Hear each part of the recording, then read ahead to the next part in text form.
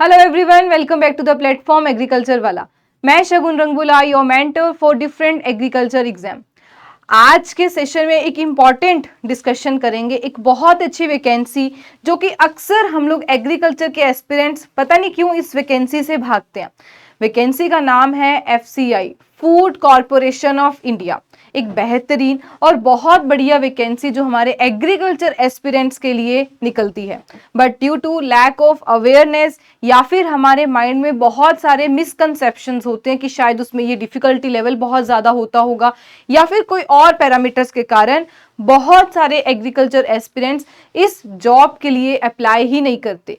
तो पहले तो मैं ये बता दूं, जितने भी सीरियस एस्पिरेंट्स होंगे उसके लिए उनके लिए ऑलरेडी मैंने 2 वीडियोस बना रखी हैं। जिनका भी थोड़ा सा इंटरेस्ट हुआ कि हाँ हमें FCI जो है इस जॉब के लिए प्रिपेयर करना है, तो यहाँ पे आपको कंप्लीट पहली बात तो रिक्रूटमेंट जो है 2025 यानी कि अभी इसकी जो वैकेंसी आउट होगी, जल्दी ही एक्सपेक्टेड है कि आएगी इसकी वैकेंसी, बट हम लोग उस वैकेंसी के आने तक का वेट नहीं कर सकते। हमें उससे पहले ही जो तैयारी है वो किस स्टेजेस में करनी चाहिए, क्या इसमें फर्दर पैटर्न रहेगा, वो सब के बारे में देखना हो तो यहाँ पर आपके लिए सारा कुछ जो था वो बताया हुआ है इस वीडियो में। इसके बाद अगर हम लोग देखते हैं, यहाँ पे हमारे पास आता है दूसरा, क्योंकि क्या होता है जहां पर हम लोग काम कर रहे हैं उस ऑर्गेनाइजेशन का वर्क लाइफ बैलेंस क्या है। तो यहाँ पे आपको एक बढ़िया तरीके से work life balance of FCI के बारे में भी बता रखे हैं। तो जितने भी सीरियस एस्पिरेंट होंगे, एक बारी जिस जॉब के लिए आप प्रिपेयर कर रहे हो क्या कुछ उसमें जरूरी है, क्या कुछ उसका वर्क लाइफ बैलेंस है, उससे जरूर सुनिएगा। और आज के वीडियो में जो हम लोग इम्पॉर्टेंट डिस्कशन करेंगे वो रहेंगी कुछ ये 2 टॉपिक्स पे, जिसपे हम लोग पहले तो देखेंगे कि एग्जाम का पैटर्न क्या है, यानी कि किस पोर्शन से जो है हमें क्वेश्चंस करने रहेंगे, क्या उसमें पैटर्न रहेगा। और सेकंड हम लोग डिस्कस करेंगे जो उसमें से हमारे लिए इम्पॉर्टेंट वेटेज के टॉपिक्स FCI एग्जाम के लिए कौन कौन से हैं, क्योंकि एग्जाम अगर आने वाला है उससे पहले हमें पता होना चाहिए कि मेरी जो स्ट्रेटेजी है वो सही डायरेक्शन में है या नहीं है। तो ये दोनों जो आपकी कंफ्यूजन्स होंगी वो इस वीडियो के माध्यम से बिल्कुल सॉल्व हो जाएंगी। तो देखते हैं, पहले तो हम समझते हैं जिसमें आपको FCI के बारे में पता होना चाहिए कि क्या ऑर्गेनाइजेशन है और आपका वर्क लाइफ बैलेंस वहां पर कैसा रहेगा। अब इसके बाद आज के टॉपिक की जब स्टार्ट करते हैं तो पहले तो हमें ये हो कि FCI का एग्जाम पैटर्न जो है वो कैसे रहता है। तो यहाँ पे मैं आपको बताऊं, FCI का जो एग्जाम है वो हमें पहला फेज 1 जहां पे आपके लिए पेपर 1 होगा, और ये जो पेपर 1 है this is your qualifying paper, जिसमें आपको क्वालिफाई होना जो है जरूरी होगा। तो आपको जस्ट एक क्वालिफाइंग पेपर है। सेकंड बात करें तो इसके अंदर आता है पेपर 2, यानी कि एक होता है पेपर 1, जैसे हम लोग प्री मेंस का नाम दे देते हैं, तो एक हमारे पास आएगा पेपर 1 और दूसरा हमारे पास रहेगा पेपर 2। अब पेपर 2 में अलग क्या चीज है कि पेपर 2 जो होगा वो आगे 2 पार्ट्स में कंडक्ट किया जाएगा। यहाँ पे सबसे बड़ा डाउट या क्वेश्चन मार्क आता है कि क्या जो पेपर 2 हमारा मतलब कि फेज 2 मैं बोलूं, उसमें आगे जो फेज 2 यानी कि मेंस की बात करें उसमें जो आगे पेपर 1 और पेपर 2 है, क्या ये एक ही दिन कंडक्ट किए जाएंगे या फिर अलग अलग दिन। तो ये बिल्कुल सेम डे पे आपका एग्जाम होगा। और यहाँ पे अगर हम देखते हैं पेपर 1 जो क्वालिफाइंग नेचर का था, यानी कि आप जो सब चीजें पेपर 1 के लिए पढ़ रहे हैं वही बिल्कुल फेज 2 के पेपर 1 में, यानी कि ये पेपर 1 का पूछा गया सारा पैटर्न आपके यहाँ पर सारा का सारा काम आएगा। यानी कि फेज 2 में जो पेपर 1 होगा वो बिल्कुल सेम होगा। इसका मतलब कि अगर कोई एस्पिरेंट इसमें अपनी सही स्ट्रेटेजी को यूज करे, अगर उसको पता होगा कि मैंने एक बारी बढ़िया से इन्वेस्ट जो है इस पेपर 1 को क्लियर करने के लिए लगा दिया, तो यहाँ पे जो पेपर 1 होगा फेज 2 में जाके वो तो मेरे को उसमें कुछ खास जो है वो नहीं इन्वेस्ट करना पड़ेगा, ज्यादा उसमें नहीं पढ़ना पड़ेगा। ऊपर से जो फॉर्मूलेज वगैरह होंगे वो मुझे मेजरली रिवाइज करने रहेंगे।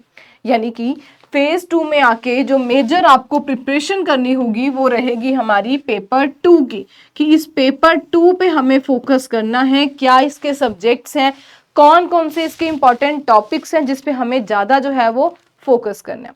तो इसीलिए जो एग्रीकल्चर के एस्पिरेंट्स सीरियस भी हैं वो ना जाने क्यों इसको सिर्फ पेपर 1 देख के शायद नहीं अप्लाई करते बहुत सारे, कि यहाँ पर हमें 2 पेपर देने होंगे, फिर फेज 2 में आके हमें आगे 2 पेपर देने होंगे, जबकि अगर हम देखें तो यहाँ पे यही सेम चीज जो है वो हमें इस पेपर 1 में आके रिपीट करनी है। अब देखते हैं कि आगे इसमें देखेंगे यानी कि क्या एग्जाम का पैटर्न रहेगा। जब हम लोग फर्दर एनालाइज करते हैं इस पेपर 1 को, यानी कि फेज 1 की बात करें जो हमारा क्वालिफाइंग नेचर का था, तो इसमें क्या एग्जाम का पैटर्न रहता है, कितने क्वेश्चंस आते हैं। तो यहाँ हम देखें तो सबसे पहले आता है हमारे पास 4 पार्ट्स में पूरा एग्जाम जो होगा वो डिवाइड किया जाएगा। यानी कि पहला आपका रहेगा इंग्लिश लैंग्वेज, जिसमें आपके पास 25 क्वेश्चन और 25 ही मार्क्स रहेंगे और 15 मिनट मिलेंगे। और इंग्लिश का मीडियम क्या रहेगा, वो बिल्कुल आपके लिए इंग्लिश ही रहेगा। बाकी सब्जेक्ट्स आपको बायलिंगुअल मिलेंगे, बट जो इंग्लिश रहेगा वो बिल्कुल हमें पता है वो तो इंग्लिश में ही आएगा। तो यानी कि देखें 25 25 25 25, तो हर पार्ट में से हमसे 25 क्वेश्चन पूछे जाएंगे और सबके जो मार्क्स होंगे वो भी कितने रहेंगे, 25 25 और 25 मार्क्स, यानी कि 100 क्वेश्चन, तो 100 ही हमारे पास रहेंगे मार्क्स। और सबके लिए ड्यूरेशन हमें कितना मिल रहा है, 15 मिनट का, चारों पार्ट्स के लिए हमें ड्यूरेशन मिल रहे हैं। एक बार सब्जेक्ट्स देख लेते हैं कौन कौन से हैं। तो English, reasoning ability, numerical aptitude और लास्ट हमारे पास आता है जर्नल स्टडीज, जिसमें कि इस जीएस पार्ट में जर्नल स्टडी में हमें क्या पूछा जाएगा, इंडिया की इकोनॉमी के बारे में, इंडिया की हिस्ट्री के बारे में, ज्योग्राफी के बारे में एंड जर्नल साइंस। और आगे एक पॉइंट और इन्होंने मेंशन किया था कि this would be up to class 8th level, यानी कि जो जर्नल स्टडीज की हम लोग बात कर रहे हैं ये हम लोग क्लास 8th के लेवल जैसा जो है वो पूछेंगे।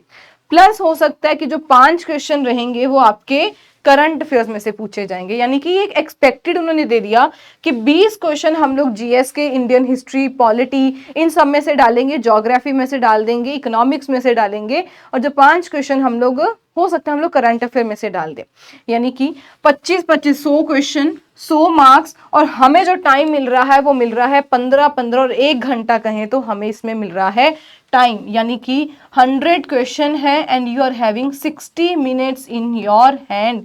मतलब कि एक अगर हम लोग कंक्लूजन निकालते हैं फेज 1 के पेपर से, सिर्फ हमें 2 बात समझ आती है कि phase 1 is all about maintaining speed and accuracy. क्योंकि आप लोग भी सोचो कि हमारे पास 100 क्वेश्चन है और टाइम हमारे पास कितना है, 60 मिनट, यानी कि हमारे पास एक क्वेश्चन के लिए 1 मिनट भी नहीं है। अब हमें उसको कैसे डिवाइड करना है, सही तरीके से यूज करना है। प्लस हमारे पास इसमें फिर ये न्यूमेरिकल एप्टीट्यूड भी है, रीजनिंग भी है। ये 2 पार्ट थोड़े से ऐसे होते हैं जो हमारा टाइम को यूटिलाइज करते हैं, हमारा टाइम ड्रेन करते हैं। तो अब हमें यहाँ पर अपने टाइम को भी मैनेज करना है और अपनी स्पीड और एक्यूरेसी दोनों को यानी कि सही तरीके से यूज करना है। ये ना हो कि जल्दी के चक्कर में हम लोग आंसर जो है वो गलत दे दें। ठीक है, और यहाँ पे इसका माध्यम देखें तो हमारे पास मीडियम का रहता है, बायलिंगुअल लैंग्वेज में ये कंडक्ट किया जाएगा। नेक्स्ट आते हैं पेपर 2 या कहें तो फेज 2। ये हमने फेज 1 के बारे में देखा जो हमारा था क्वालिफाइंग सेक्शन। अब जैसे कि मैंने आपको बताया था जो हम लोग पेपर 2 में आते हैं यानी कि फेज 2 में आते हैं, उसका जो फर्स्ट पार्ट होता है वो बिल्कुल यही होता है, हमारे लिए सेम होता है। तो एक बार दोबारा से देखते हैं। फेज 2 में बात करें, कुछ जो हल्की सी चेंजेस आती हैं वो हमारी मेजरली देखने को मिलती है टाइमिंग के केस में, या फिर नंबर ऑफ क्वेश्चंस जो होते हैं वो कुछ यहाँ पर इंक्रीज हो जाते हैं। तो देखते हैं, यहाँ पर भी आपको बताया था कि जो हमारे सब्जेक्ट्स हैं वो बिल्कुल सेम रहते हैं, यानी कि English language, reasoning ability, numerical aptitude and journal studies.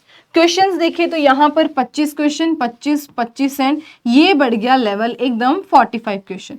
तो यहाँ पे ओवरऑल हमारे पास आ गए 120 क्वेश्चन, 120 मार्क्स, और यहाँ पर टाइम जो था वो हमें करना पड़ेगा मैनेज, जो हमारे पास अब अगेन 1 hour 30 minutes, यानी कि कहें 90 मिनट्स, 90 मिनट्स हमें अब यहाँ पर मिल रहे हैं।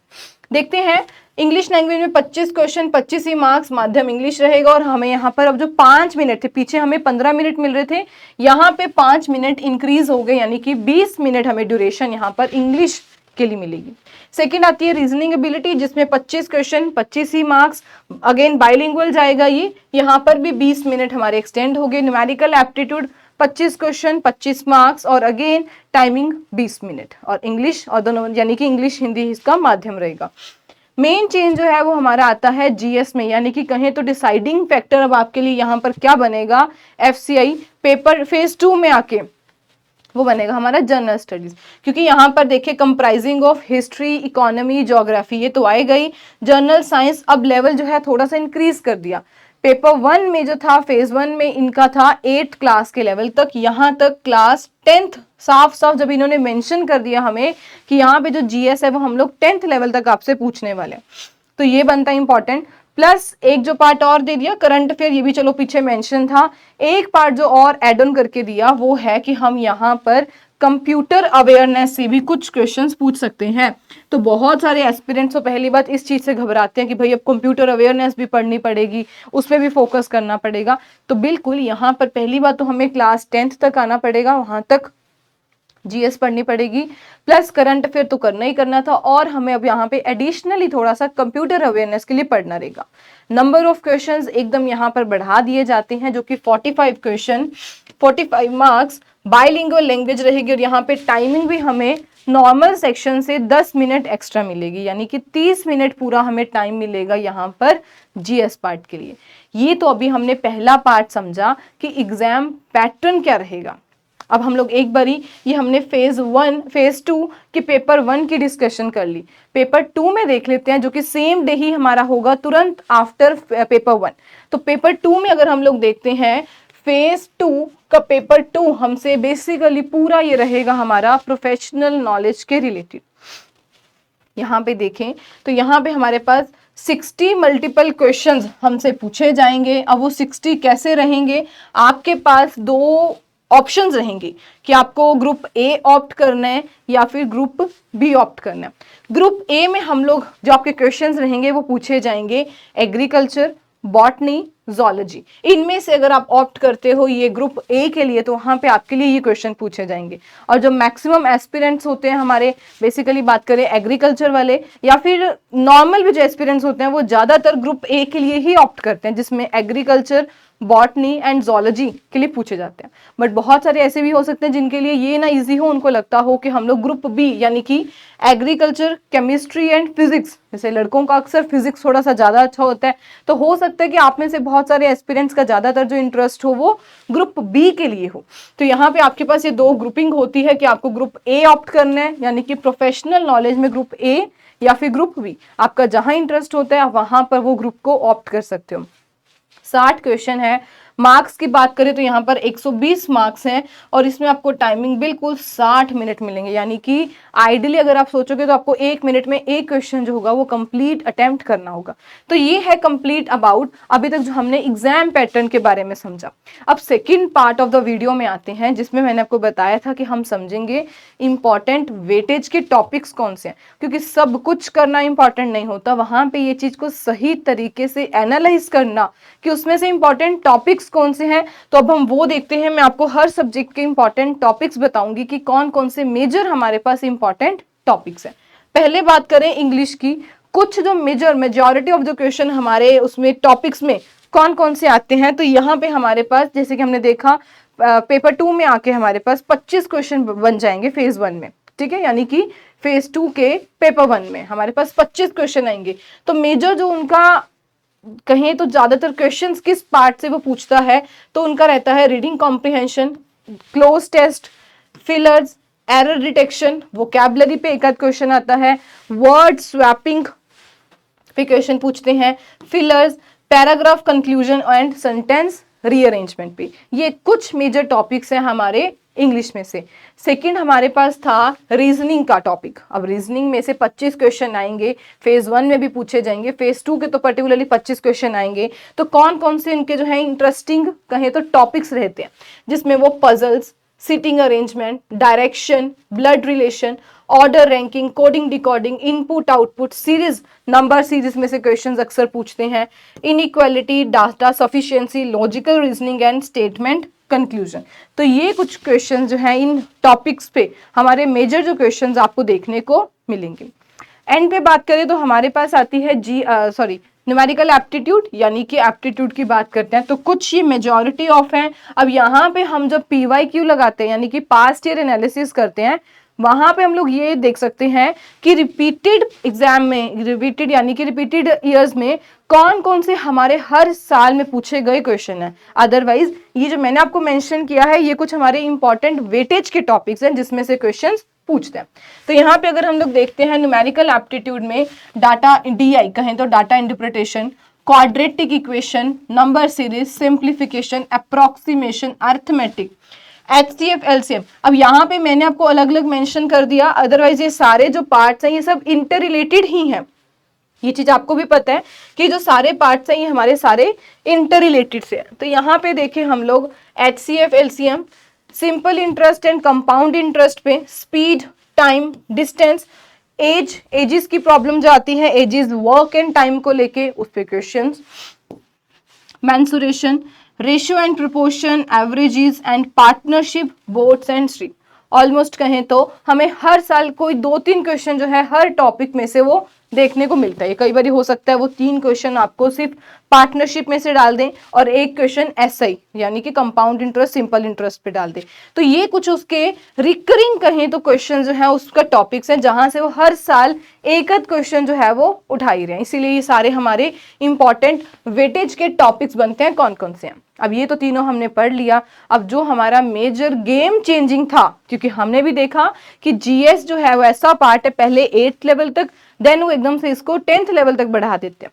तो वो समझते हैं कि कौन कौन से टॉपिक्स हैं जिसमें हमें GS पे मेजरली फोकस करना है। एक सेकेंड, यहाँ पर GS वाली स्लाइड आगे चलेगी ये रही। तो यहाँ पे जब हम समझते हैं GS के टॉपिक्स, यहाँ पे पहली बात हमारे पास आता है कंप्लीट ज्योग्राफी। हमें इंडिया की तो पता होनी चाहिए क्योंकि जब साफ साफ मेंशन है कि इंडियन ज्योग्राफी के बारे में, इंडिया की हिस्ट्री और कुछ हमें जो वर्ल्ड लेवल पे जो इंपॉर्टेंट चीजें हैं उसके बारे में पता होनी चाहिए। साइंस एंड टेक्नोलॉजी पे क्वेश्चन अक्सर पूछता है। पॉलिटिक्स में क्या चल रहा है, अगर कुछ चेंज आया है, क्या आया है, उसके बारे में पूछेगा आपसे। इंडिया के कॉन्स्टिट्यूशन, हमारा प्रेम्बल, ये सब कुछ हमारे कॉन्स्टिट्यूशन, संविधान को लेके जितना इंपॉर्टेंट है उसमें से अक्सर क्वेश्चन पूछे देखे ही गए हैं। आप खुद भी एनालाइज करोगे तो आप खुद भी देखोगे कि ये वो पार्ट्स हैं जहां से क्वेश्चंस रिपीटेड फॉर्म में आए हैं। इंडिया की economy, environmental studies and issues and current affair, जैसे कि मेंशन किया था कि 5 क्वेश्चन फेज 1 में आपके पास आएंगे करंट अफेयर के, तो वो current affair national and international दोनों जगह की कोई भी करंट अफेयर हमसे पूछ सकते हैं। ठीक है, अगर आप इसके FCI का एग्जाम पेपर भी देखोगे वहां पे भी जो सिलेबस मेंशन होता है ऑलमोस्ट उसमें ये सब्जेक्ट्स जो हैं, ये टॉपिक्स मेंशन रहते हैं। आप उसमें भी क्रॉस वेरीफाई कर सकते हो क्योंकि वहां से ही ये बिल्कुल उठाए गए हैं और वहां से जस्ट ये एनालाइज किया गया है कि कौन से हमारे ऐसे टॉपिक है जिसमें से बारी बारी, रिकरिंग का मतलब क्या होता है, जब हमें बारी बारी कोई सेम टॉपिक में से हर साल, यानी कि जब भी इसका एग्जाम हुआ है तो रिकरिंग क्वेश्चन हमारे पास कौन से आए हैं जो हर साल पूछे गए। ठीक है, तो बिल्कुल ये उसके पैटर्न में से, सिलेबस में से ही लिया गया है और फिर इसको एनालाइज किया गया कि कौन से हमारे रिपीटेड क्वेश्चंस हैं उन टॉपिक्स के, तो वो हमने इंपॉर्टेंट वेटेज में रखे हैं।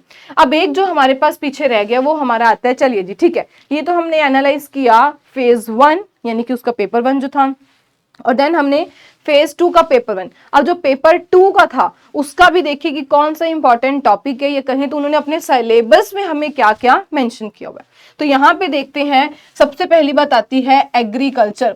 अब बहुत सिंपल सी बात है, एग्रीकल्चर ग्रुप 1 में जाओगे तब भी पढ़नी पड़ेगी, ग्रुप 2 ऑप्ट करते हो तब भी पढ़नी पड़ेगी। और एग्रीकल्चर को अगर हम लोग FCI, फूड कॉर्पोरेशन इंडिया के साथ रिलेट करते हैं तो थोड़ा सा अगर हम लोग इसकी वर्किंग के बारे में समझते हैं, क्या काम होगा FCI का कि इन्होंने स्टोरेज करनी है, गोडाउन जो है वो बनाने हैं, स्टोरेज हाउसेस पे काम करना है। वहां पर अगर मैं अपनी कोई क्रॉप स्टोर कर रही हूं तो सबसे पहले तो बात आती है कि मुझे उसके डाटा के बारे में तो पता होना चाहिए कि स्टैटिस्टिक्स जो है वो इंडियन एग्रीकल्चर का क्या है।